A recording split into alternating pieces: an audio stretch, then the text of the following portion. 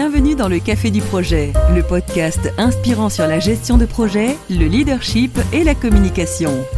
Le premier mardi de chaque mois, nous accueillons des experts dans leur domaine. Ils dévoilent leurs compétences pour animer des équipes, faire avancer des projets, mais aussi accompagner leurs clients vers la réussite. Bienvenue sur notre podcast Le Café du Projet, je suis Nicolas et aujourd'hui nous allons parler de gestion de projet industriel avec Nicolas Prély, chef de projet dans le secteur industriel et plus précisément dans le domaine du transport. Bonjour Nicolas. Bonjour. Merci d'être avec nous aujourd'hui, est-ce que tu peux te présenter en quelques mots ?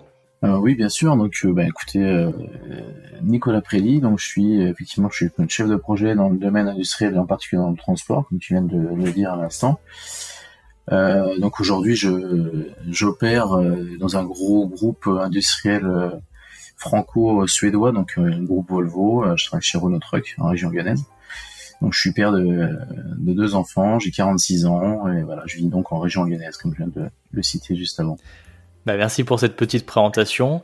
Est-ce que pour approfondir un petit peu cette présentation, tu peux nous donner quelques exemples de projets industriels que tu as menés justement au cours de ta carrière ? Alors des exemples, oui bien sûr. Alors j'ai commencé dans le groupe PSA il y a fort longtemps maintenant, ça fait déjà 20 et quelques années. Donc j'ai commencé chez PSA donc sur des projets de recherche et innovation automobile, puis des projets de série, donc comme des concept cars, des projets de recherche et innovation plutôt comme des concept cars. Je travaille aussi sur des véhicules de série. Donc les concept cars c'est un peu particulier parce qu'on partait d'une feuille blanche et on avait très peu de temps pour proposer des choses, mais ça ressemble plutôt à une vitrine technologique pour préparer un peu le marché et les consommateurs, pour montrer un peu les technologies qui vont arriver dans le futur. À côté de ça, j'ai fait aussi des projets industriels plus typés série, où on développait des véhicules pour les sortir en série après dans la rue. J'ai travaillé aussi, alors dans le domaine, comme tu disais, dans le domaine du transport, donc j'ai pas fait que de l'automobile, j'ai travaillé aussi dans l'aéronautique. Pour des avions, pour des hélicoptères, notamment j'étais chez Airbus Hélicoptère à une période dans le sud de la France, où j'avais des gros projets industriels aussi. Donc j'ai eu des projets développés à partir d'une feuille blanche, développer une nouvelle gamme d'hélicoptères qui n'existait pas sur le marché. Et puis j'ai eu aussi en parallèle des projets où on devait améliorer des projets qui étaient déjà existants. En fait, on devait améliorer l'amélioration continue et de l'amélioration de process et de produits. J'ai travaillé aussi également dans le domaine du ferroviaire, plus récemment, donc il y a un peu quelques années en arrière encore, mais c'est plus récent, où j'ai travaillé sur de la rénovation des RERD qui sont dans la région parisienne, où on devait implanter des convertisseurs électriques, ajouter des bornes de chargement, des bornes de chargement USB pour les utilisateurs dans les rames. Et puis après je vais pas vous citer tout ce que j'ai fait parce que sinon ça va être un peu long, parce que j'ai quand même plus de 20 ans d'expérience maintenant. Et puis aujourd'hui, je suis revenu, parce qu'on m'a recontacté il y a 2-3 ans là. On m'a recontacté pour revenir chez Renault Trucks pour pour gérer un très gros projet industriel pour le groupe Volvo et notamment chez Renault Trucks à Lyon, et où je suis actuellement en poste et où ça se passe très très bien. Voilà. Donc là, je vais pas pouvoir vous rentrer trop dans les détails parce que c'est un projet qui est en cours et donc qui est soumis à la confidentialité. Donc voilà, c'est juste le seul truc que je pourrais vous dire, ça va être on est en train de travailler sur une nouvelle gamme de véhicules qui va sortir d'ici quelques années, mais voilà, on rénove la gamme des super lourds. Voilà, c'est tout ce que je pourrais dire. Je pourrais pas aller plus dans le détail par ce sujet-là. C'est déjà pas mal. Et puis, en tout cas, à travers ton expérience, on peut voir que tu as touché à tous les secteurs de transport. Il manque peut-être les bateaux. Alors, effectivement, j'ai jamais travaillé dans le monde du bateau. Par contre, j'adore les bateaux. J'en ai eu un à une époque, donc je connais quand même les bateaux, même si j'ai pas travaillé dedans. Et c'est un milieu aussi à la fois de passionnés, à la fois je connais pas mal de monde dans le monde du bateau aussi, donc il y a beaucoup de passionnés dans tout ce qui est la voile, les choses comme ça. Puis après il y a des gros projets industriels sur les gros bateaux, les gros porteurs, les choses comme ça. C'est aussi des très très gros projets industriels à longue échéance aussi. Peut-être pour le futur du coup de ta carrière. Écoute, peut-être, on sait jamais de quoi la vie est faite. Je pensais pas revenir un jour chez Renault Trucks. On m'a rappelé il y a quelques années là pour revenir, ce qui était très sympa, très valorisant d'ailleurs. Ça fait quand même plaisir à l'ego d'être appelé comme ça après 14 ans d'une autre vie. On vous rappelle pour revenir, c'est quand même assez valorisant quoi. C'est donc, sûr. On sait jamais. Peut-être qu'un jour ça sera dans le bateau, on verra.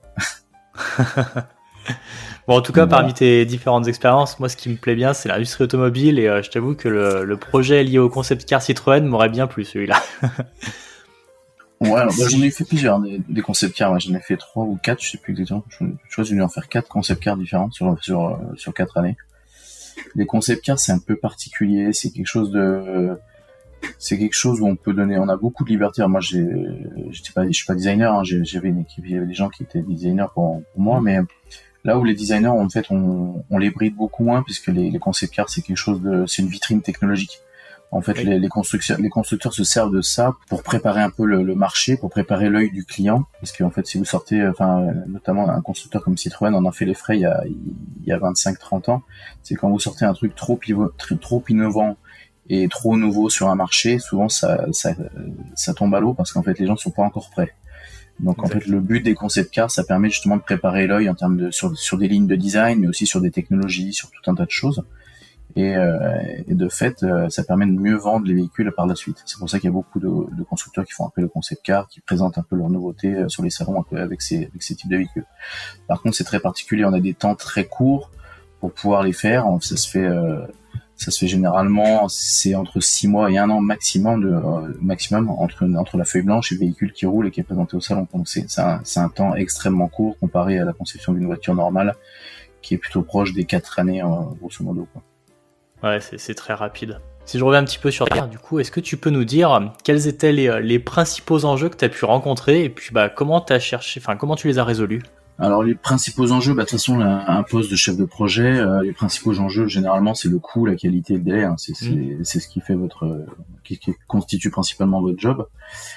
Après, suivant les secteurs d'activité, entre l'automobile, le ferroviaire, l'aéronautique, les priorités sont pas toujours les mêmes. Comme l'aéronautique, souvent c'est la sécurité avant tout, parce que c'est la sécurité du vol qui est la priorité numéro 1. Oui. Dans l'automobile, c'est souvent drivé par les coûts, parce que en fait c'est de la production en masse à ces échelles-là, parce que l'automobile est donc comme une masse de production qui est pas du tout les mêmes que l'aéronautique ou le ferroviaire. Hein. C'est vraiment un monde différent.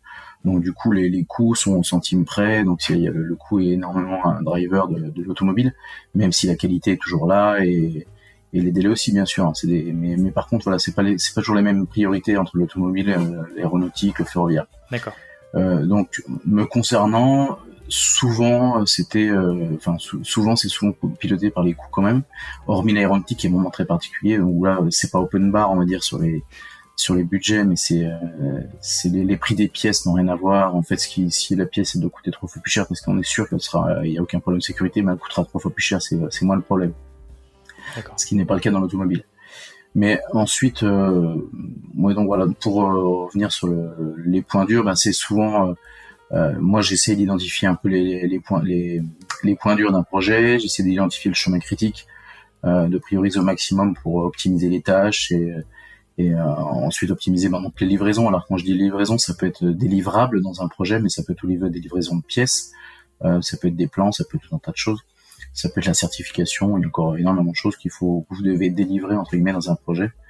Et voilà. Donc moi mes priorités, c'est de faire aussi beaucoup preuve de pragmatisme pour essayer d'être réaliste, parce qu'après on parle de gestion de projet aujourd'hui. Alors on avait très rapidement échangé ensemble avant, savoir les questions sur savoir un peu comment on pouvait gérer un projet et tout. Donc il y a beaucoup quand je vois beaucoup, alors je vais pas donner de leçons, mais dans les jeunes chefs de projet, ils appliquent beaucoup de méthodes très particulières qu'on apprend dans les livres. Après, quand on est sur le terrain, il faut faire attention. Pour moi, il faut faire beaucoup preuve de pragmatisme en fait. Faut être réaliste, faut avoir les pieds sur terre. Faut savoir gérer des hommes, faut savoir gérer des budgets, faut savoir gérer du temps. Donc il faut faire attention. Il faut pas se perdre dans toutes les méthodes quand vous enseignez à l'école. Il y a des très bonnes choses dans ce qu'on apprend à l'école. Par contre, après, une fois sur le terrain, il y a quand même pas mal de choses qui changent et qui évoluent. Ensuite, pour les coûts, ce que j'ai dit tout à l'heure, ça dépend énormément des entreprises en fait et de leurs contraintes. Donc moi, dans mon retour d'expérience, c'est que j'ai été amené beaucoup à chiffrer aussi des projets au départ, mais parfois j'ai été amené à reprendre des projets qu'on vous confie. Ça a été chiffré par quelqu'un, et puis après c'est vous la personne s'en va pour une raison X ou Y. Et après c'est vous qui êtes amené à gérer ce projet, mais qui n'a pas forcément été chiffré comme vous l'imaginiez. J'ai été amené à reprendre des projets qui étaient un peu sous-chiffrés, comme on va dire, et pour décrocher des business. Alors ça, c'est pas quand vous êtes chez un constructeur, mais quand vous êtes chez un équipementier ou ou un fournisseur de rang 1 ou de rang 2, des choses comme ça. Vous chiffrez des projets et pour être sûr, on sait qu'il y a du monde en concurrence, donc volontairement les projets sont un petit peu sous-chiffrés pour essayer de décrocher le business. Et après, par contre, là, c'est là que ça commence la galère, parce qu'une fois que vous avez décroché le business, il faut faire avec le budget que vous avez chiffré, et comme il est un peu sous-chiffré, vous êtes en sous-effectif, vous n'avez pas le délai qu'il vous faut, enfin il y a tout un tas de complications qui arrivent ensuite, et donc ça je l'ai vécu quelques fois, c'est pas forcément, c'est souvent des projets où on va galérer, on a une grosse pression, et donc ça c'est pas le genre d'expérience que je souhaite à tout le monde, mais bon, j'ai toujours réussi à m'en sortir, c'est vrai que ça permet d'en tirer pas mal de retours d'expérience, mais voilà, c'est pas les expériences les plus intéressantes que j'ai pu avoir dans ma vie, même si elles m'ont apporté des choses, bien sûr. Moi j'ai toujours tiré quelque chose de mes expériences, mais c'est vrai que c'est beaucoup de pression, beaucoup d'inquiétude, enfin voilà, c'est des choses assez, ça peut en traumatiser certains, il faut être fort psychologiquement, quoi. Oui, et puis ça peut mettre aussi à risque la qualité du projet, hein. Tout à fait, mais après c'est des entreprises, justement, je les citerai pas, mais il y a eu des entreprises comme ça qui sont un peu spécialistes parfois de sous-chiffrer pour décrocher les business, et après c'est pas que le chef de projet, il n'y a pas que lui qui va avoir la pression, ça va être toute l'équipe qui va être derrière, parce qu'il va falloir il y a un objectif à atteindre, mais il n'y a pas forcément le budget nécessaire, il n'y a pas forcément le temps nécessaire, parce que des fois, quand je dis sous-chiffré, ça peut être du budget, mais ça peut être aussi du délai, parce que le client vous demande, je veux pas rentrer dans des détails, mais si je prends un exemple au hasard, un client va vous demander, je veux ça, il me le faut dans 1 an, et vous savez qu'il faut 1 an et demi de travail pour y arriver, pour répondre à l'appel d'offres, vous dire, ok, je le fais en 1 an, mais vous savez très bien dès le départ que c'est pas faisable, quoi. Et puis dans tel budget aussi, hein. Exactement. Donc du coup, au final, il y a le chef de projet, mais il y a toute l'équipe qui va avec, qui va en subir les conséquences, quoi. Effectivement. Là, je note 2 points particuliers dans ta réponse, hein. C'est que déjà, il faut bien faire preuve de pragmatisme, avec une certaine prise de recul sur les méthodologies, qu'on peut nous enseigner. Et c'est pour ça que les retours d'expérience sont extrêmement importants et riches. Et puis le deuxième point, c'est effectivement le chiffrage par quelqu'un d'autre, ça peut être un vrai calvaire. On peut rarement faire autrement, c'est comme ça. Par contre, quand c'est possible, c'est quand même conseillé pour le chef de projet d'accompagner ce chiffrage d'une manière ou d'une autre. Et au pire, de faire valider justement ces hypothèses au démarrage lorsque le chef de projet est onboardé. Je vais changer un petit peu de sujet, mais je sais que tu as aussi des responsabilités managériales. Quels sont les conseils que tu donnerais à un jeune manager justement qui débute aujourd'hui? Quelles sont les bonnes pratiques finalement que tu cherches toi à appliquer dans ton management? Les bonnes pratiques, alors je sais pas si c'est des bonnes pratiques, ça va être, je vais plutôt dire c'est mes valeurs à moi. Bon après je sais pas si c'est les bonnes ou les mauvaises pratiques, je sais pas. Après moi je les ai pas inventées, c'est ce qui m'a été plus ou moins, on va dire, inculqué par mes parents. Alors mon père était un chef d'entreprise, et donc voilà, donc ce qui m'a été inculqué depuis que je suis tout jeune, en fait c'est le travail et l'effort. C'est la qualité de ce qu'on fait, et ensuite ne jamais abandonner, donc faut jamais lâcher l'affaire. Après c'est un peu, parfois ça peut être un peu facile à dire, mais ça fait aussi maintenant partie de mon retour d'expérience, donc avec toutes les années de travail que je peux avoir derrière moi, ça reste toujours, les valeurs, ça reste toujours vrai. Dans les conseils, c'est pas forcément toujours évident de donner des conseils parce qu'on peut avoir de la critique derrière, mais déjà c'est être à l'écoute de ses équipes. Et montrer l'exemple. Moi, de mon côté, j'essaie d'écouter beaucoup les gens. Je fais attention entre guillemets à la santé mentale et le bien-être de mes équipes, parce que quand vous encadrez des gens, en fait, si tout va bien, en fait, tout est plus facile, on est plus efficace, on est plus performant, alors que ce soit pour vous, mais ce soit aussi pour toutes les équipes. Quand vous allez bien, forcément vous êtes plus efficace. Et donc si toute votre équipe va bien, toute l'équipe est performante, elle est efficace, et en plus ça travaille, ça génère une espèce d'osmose, on va dire, une synergie positive qui fait qu'on va plus vite. C'est vrai. Et plus loin surtout. Donc alors j'ai une fois où j'avais lu, alors je ne saurais plus citer d'où ça vient, mais je l'avais lu une fois, j'adore cette phrase qui dit tout seul on va plus vite, mais ensemble on va plus loin.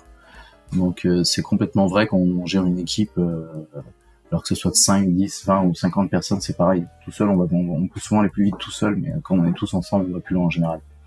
On tient dans le temps. Et puis après, moi personnellement, après je me remets en permanence, je me remets en question pour continuer à progresser et à évoluer.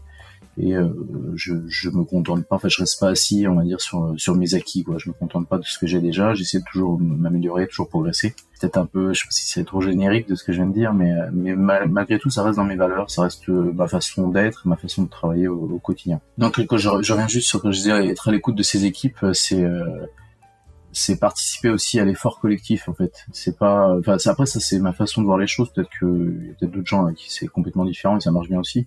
Moi, c'est participer à l'effort collectif. En fait, il n'y a pas le chef de projet et l'équipe. En fait, on est tous dans le même bateau, on rame tous dans le même sens et puis c'est comme ça qu'on peut aller atteindre le même objectif. Donc moi, j'ai tendance à être plutôt proche des gens et avoir un vrai esprit d'équipe plutôt que de superviser depuis mon nuage en fait et de donner des ordres de loin et de voir un peu comment ça se passe quoi. Après c'est ma façon de travailler, hein. C'est propre à moi. Je pense que je suis pas le seul à travailler comme ça, mais il y a aussi d'autres gens qui doivent travailler de manière complètement différente. Ouais, enfin, c'est vrai que c'est une méthode quand même plutôt efficace que j'ai pu aussi expérimenter, donc c'est important. Ce que tu disais tout à l'heure, je reviens un tout petit peu dessus, mais parmi les conseils que tu donnes, les conseils encore une fois, c'est toujours à prendre avec des pincettes, mais issu de ton expérience, je trouve que c'est quand même précieux. Et puis surtout tes conseils, finalement, tu les déclines de valeurs qui te sont propres, et je trouve ça super important. C'est bien de pouvoir être en phase avec ces valeurs quand on applique des bonnes pratiques, j'ai envie de dire. Ah bah bien sûr, ouais, tout à fait. Je pense, enfin, je suis quelqu'un d'assez vrai. Je suis pas dans l'image, donc du coup, j'essaie de faire ce qui me semble bon, et je pense que c'est comme ça qu'on travaille le mieux. Après, on peut essayer de faire des choses qui vous correspondent pas, mais je pense que ça peut pas marcher longtemps. Enfin, c'est mon point de vue. Hein, après. Oui, c'est ton point de vue et tu restes suffisamment humble. Hein, tu l'as dit que tu te remettais généralement aussi en question, que tu cherchais à progresser, à évoluer. Et ça, je trouve ça super bien parce qu'on cherche souvent à améliorer nos projets à travers nos retours d'expérience en fin de projet quand on arrive à prendre le temps de le faire. Et quand on se remet en question en tant qu'humain, finalement, c'est bien de pouvoir se dire voilà, qu'est-ce que j'ai bien fait, qu'est-ce que ce projet m'a apporté, dans un projet ou ailleurs d'ailleurs, qu'est-ce que je peux mieux faire finalement. Je cherche à bien faire comme tu disais, mais après alors aujourd'hui j'ai toujours réussi à atteindre les objectifs qu'on m'a fixés, donc ça se passe plutôt bien pour moi, mais après c'est pas non plus ça se passe pas bien tous les jours au quotidien. Il y a toujours des jours, on est tous, il y a des jours, comme on dit, on est dans le dur. Il y a des périodes où, là même récemment, je vois en ce moment, il y a des moments où c'est compliqué parce que le projet se passe pas comme on veut, parce qu'il y a la direction décide de réduire le budget en cours de route, ou il y a des choses qu'on enlève du projet ou qu'on rajoute. Donc il y a toujours des petits changements qui reviennent mettre un peu d'huile sur le feu et puis qui perturbent les choses qui fonctionnaient pas mal. Donc, je me rappelle, il y a une époque, là, il y a pas très longtemps, il y a quelques mois, j'avais mis en place un fichier pour faire du suivi de livrables. Et puis, ça marchait bien une période. Et puis après, au fur et à mesure, on a fait évoluer ce fichier. Puis, il est devenu trop chronophage. Donc, du coup, aujourd'hui, il marche plus bien. Il est plus aussi efficace qu'il était auparavant. Donc, je me remets en permanence en question. Ça, c'est un exemple que je cite parmi tant d'autres, hein, mais où justement je me dis qu'est-ce que j'ai fait pour que le truc marche moins bien et qu'est-ce qu'il faut qu'on fasse maintenant. Il faut enlever peut-être ceci, il faut peut-être enlever cela, il faut rajouter ici un détail. Il y a des petites améliorations à apporter pour que le fichier qui marchait bien à une période donnée, aujourd'hui il marche moins bien, et il faut le remettre en question parce que le projet a évolué dans le temps, le nombre de personnes impliquées dans le projet a changé aussi, la façon de travailler a changé entre temps parce que c'est des projets industriels qui sont sur plusieurs années, donc entre le début et la fin du projet, tout n'est pas strictement identique. Puis le contexte général change. Exactement, le contexte alors politique, économique, social, tout ce qui va autour de l'entreprise et du projet amène aussi des changements dans les projets, effectivement. Ouais. Par rapport à tout ce que tu me dis là depuis tout à l'heure, je constate quand même que t'en fais pas mal. Et je me pose la question, comment est-ce que tu fais pour avoir du temps pour tout faire? Et puis pour aussi, je sais que tu as une petite famille à côté. Comment tu fais pour garder du temps pour ta famille? Alors ça, c'est effectivement, je suis très très occupé. Ouais. À mon sens, je pense que je suis quand même quelqu'un de très organisé, de relativement pragmatique. Hein, je le disais tout à l'heure. Néanmoins, je travaille énormément. Hein, faut pas se voiler la face. J'ai peut-être la chance, ou je sais pas si c'est une chance, mais j'ai la chance, je dors assez peu, j'ai un peu une tendance à être un poil hyperactif, hein, je sais pas si c'est une qualité, mais ouais, je dors pas beaucoup, je fais énormément de choses, j'ai énormément d'activités, alors déjà j'ai énormément de travail, mais oui, effectivement, j'ai une vie de famille, j'ai 2 filles qui grandissent, maintenant qui sont arrivées à l'âge de l'adolescence, donc ça occupe aussi pas mal. Et à côté de ça, je fais même partie d'un comité d'administration d'un club de moto. Je trace des parcours pour faire des road trips avec le club. Je fais aussi des road trips moi à titre perso avec ma compagne. Et j'espère bientôt ça sera aussi avec mes filles parce qu'elles grandissent. Et ma grande est en train de passer le permis de moto, donc peut-être qu'un jour on fera des road trips en famille. Mais non, mais pour arriver à tout mettre dans une journée, enfin dans les semaines qui passent. Alors les semaines passent déjà très très vite, mais je pense que c'est pas le cas que pour moi, c'est le cas de plein de gens. Mais je suis extrêmement organisé, je suis très pragmatique. Ouais, J'insiste sur ce mot parce que je pense que ça fait quand même partie c'est un de mes principaux leitmotifs, on va dire. Je suis très pragmatique et très organisé, ouais, pour arriver à tout mettre. Mais par contre, ça fait quand même des journées à rallonge. Ma compagne, je pense que je la fatigue parfois parce que elle me trouve un peu hyperactif et quand on s'était rencontrés, je lui avais dit attention parce que moi je vis à 200 à l'heure et bon, je l'avais pas menti, hein, c'est vrai que. Faut quand même rester prudent sur la moto, hein. Tu parlais de moto tout à l'heure, tu vis à 200 à l'heure. Ah non, par contre la moto, non, je vis à 200 à l'heure mais je roule pas à 200 à l'heure. J'ai roulé très très vite étant jeune parce que j'ai été pilote sur circuit pendant pas mal d'années à un bon niveau national et international, mais aujourd'hui ça c'est fini. Aujourd'hui je roule avec une moto tranquille, c'est pour faire des road trips, des balades, c'est pas pour. J'ai des enfants, j'ai un boulot, il y a tout un tas de choses à côté, il y a un contexte différent, donc non, sur la route je roule tranquille. Même si de temps en temps on se fait des sorties avec des collègues de travail, là, dans mon équipe il y a pas mal de motards, donc on se fait des petites sorties sympas qui se finissent en barbecue chez l'un ou l'autre. Donc voilà, c'est les côtés sympas de la vie, mais non, je vis à 200 à l'heure dans mon boulot, mais pas sur la route. Bon, en tout cas, on peut voir que ta vie est ponctuée vraiment par la partie automobile, véhicule en tout cas. C'est sympa. Et puis, tu parles de road trip, de barbecue. Je pense que c'est quand même tout ça, c'est une bonne façon de déconnecter et de se ressourcer quand on est aussi occupé que toi. Ah oui, tout à fait. Bah, il faut. Hein. On peut pas rester non plus. Je suis énormément pris par mon boulot, comme plein de gens. Hein, mais par contre, il faut savoir aussi de temps en temps faire des petits breaks et puis. Quand on parlait de barbecue tout ça, mais après ça peut arriver le soir. J'ai la chance d'avoir une équipe particulièrement.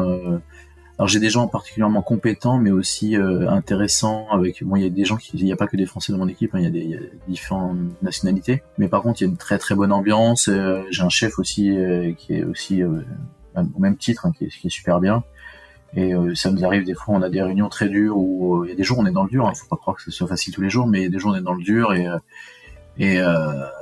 au moment de partir le soir, en général c'est déjà tard, on se dit bon allez, ça vous dit, vous avez 5 minutes, là on va se boire une bière quelque part, donc on va se trouver un bar ou un pub pas trop loin, et puis on finit à 5, 6, 7, on finit de boire une bière, ça dure pas longtemps, ça dure une demi-heure, 3/4 d'heure, et puis après chacun rentre chez soi. Mais... Ça aide à décompresser. Tout à fait, voilà. On parle d'autre chose que de boulot, on parle de un peu de tout, de la vie de chacun, mais voilà, ça permet de débrancher un petit peu, ouais. C'est important. Carrément. Ouais, c'est bien que tu le dises et c'est bien qu'on mette un petit peu le doigt dessus parce que c'est des choses qu'on peut parfois oublier. Pour revenir un petit peu là sur le sujet, est-ce que tu as un livre éventuellement à nous conseiller pour approfondir le thème d'aujourd'hui ? Alors un livre en particulier, je dirais non. Par contre, alors moi c'est pareil, c'est mon retour d'expérience, hein, c'est propre à moi-même.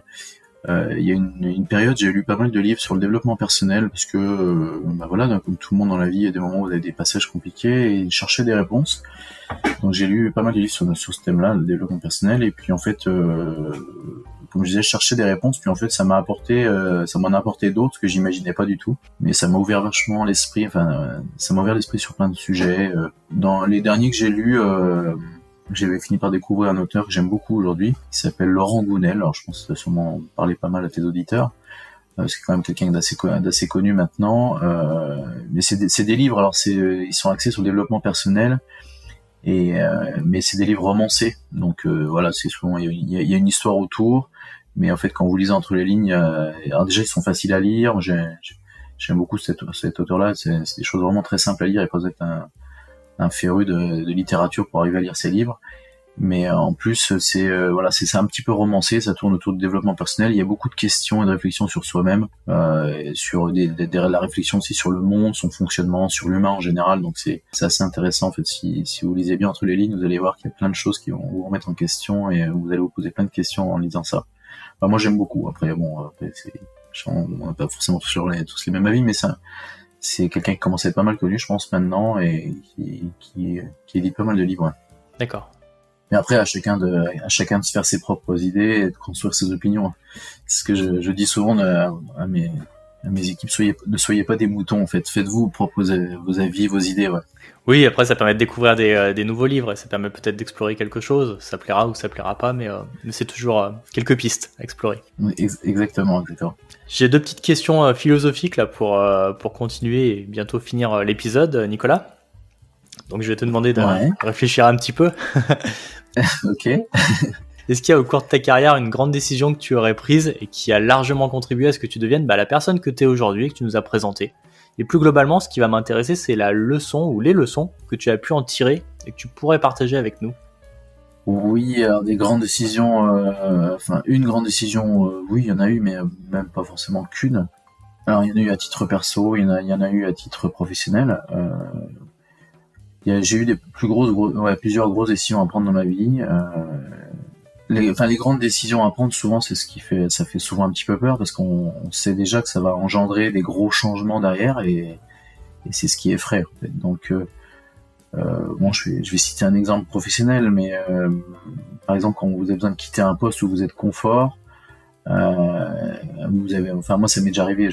C'est à titre, c'est personnel, mais c'est orienté professionnel où j'ai eu des propositions pour quitter un poste, pour une proposition pour aller sur un autre poste, mais à ce moment-là, j'étais plutôt confort dans ce poste-là, j'avais le vent en poupe, comme on dit. Donc forcément, on hésite. Et la plupart des grandes décisions en fait que j'ai pu prendre, elles ont été dans un tout premier temps, elles ont été un peu violentes en réaction à court terme. Alors, quand je dis violent, c'est parce que dans le très court terme, ça se passe pas forcément comme on avait imaginé, ça casse un peu les codes, ça sort de son confort personnel, donc parfois ça peut être plus ou moins violent. Mais malgré tout, ce que je peux en tirer, voilà, si j'arrive au le fond de ta question, la leçon que j'en tire moi, c'est il faut pas forcément avoir peur du changement. Dans tout changement, en fait, il y a du bon. Et finalement, en fait, aujourd'hui, j'ai 46 ans, je m'aperçois que la vie, elle est faite de changements. Il y a rien qui perdure dans la vie. Donc, il faut pas subir le changement, il faut plutôt le driver, il faut le piloter, quoi. Et l'embrasser. Et l'embrasser, voilà, tout à fait. Donc, faut pas avoir peur du changement. Et de toute façon, du changement, il y en aura toujours dans la vie. Comme je disais, rien ne perdure dans la vie, tout change au fur et à mesure qu'on avance dans la vie, ça change.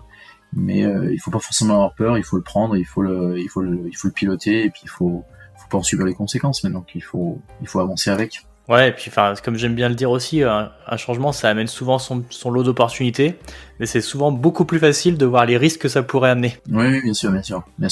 Ça amène forcément des risques, hein, mais ça amène aussi des opportunités, donc faut voir le bon côté des choses. Ouais. C'est important, ouais.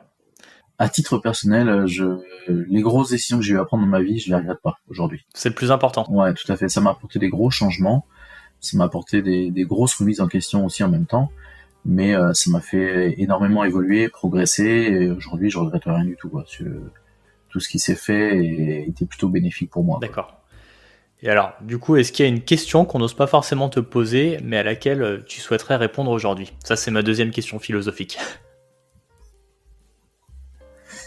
Une question qu'on me pose pas forcément. Si, il y a des gens qui me la posent parfois, mais je sens qu'ils osent pas forcément. Je reviens sur ce que je disais tout à l'heure où je disais je tendance à vivre un peu à 200 à l'heure et on me demande qu'est-ce qui me motive à toujours en faire autant et toujours aller vouloir avancer et puis pas de temps en temps me poser un petit peu et puis laisser faire, quoi. Et en général je réponds que je me repose pas sur mes acquis, mais ça revient un peu à ce que j'avais déjà dit auparavant, mais je me repose pas sur mes acquis, je cherche toujours à m'améliorer, donc du coup c'est pour ça que je cherche à avancer en permanence et je me remets en question en permanence.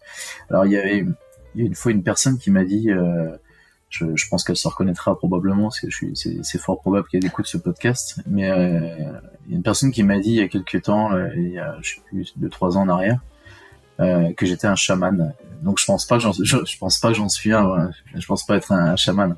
Mais par contre, c'est vrai que j'aimerais apporter ma pierre à l'édifice et pour rendre ce monde meilleur, effectivement. Ouais, mais ça s'entend. Hein, quand tu vois. Pourquoi je suis si actif et si motivé à vouloir à pousser les montagnes et à bouger les choses. Ouais. Bon, merci Nicolas en tout cas pour. Si nos auditeurs souhaitent te contacter, du coup, suite à la diffusion de cet épisode, quel serait le meilleur moyen pour eux ? Eh ben, le plus simple, ça va être via la plateforme LinkedIn. Là, je pense s'ils prennent mon nom, Nicolas Préli, je pense pas qu'il y en ait beaucoup. Si vraiment ils en trouvent un autre, c'est un ils prennent celui qui a travaillé dans le domaine du transport, donc je pense que dans ces cas-là ils me trouveront forcément. Et puis après ils peuvent me laisser un message à travers cette plateforme en précisant qu'ils veulent me contacter suite à l'écoute de ce podcast. Ouais. Ça peut se faire, il y a pas de problème. Et super. Je mettrai le lien du coup dans l'article qui sera associé à ce podcast. D'accord, très bien. Merci Nicolas. Et merci à toi, merci à tous les auditeurs, c'est tous ceux qui écouteront. J'espère qu'ils pourront tirer profit de ce que j'ai donné comme info, comme conseil. Après, je suis pas suis pas non plus un sage savant, hein. Je fais avec ce que je sais faire. Donc voilà, après chacun se construire aussi avec sa propre vie, mais j'espère que ça pourra au moins leur apporter quelque chose. Les retours d'expérience sont toujours très importants. C'est la fin de l'épisode. Comme toujours, si vous l'avez apprécié et que vous êtes sur une plateforme d'écoute, s'il vous plaît, prenez quelques secondes et ajoutez un commentaire encourageant. Pour ceux qui seraient sur YouTube, le pouce en l'air et le commentaire font toujours plaisir. Et moi, je vous retrouverai le mois prochain pour un nouvel épisode. N'oubliez pas, le Café du Projet, c'est le premier mardi de chaque mois.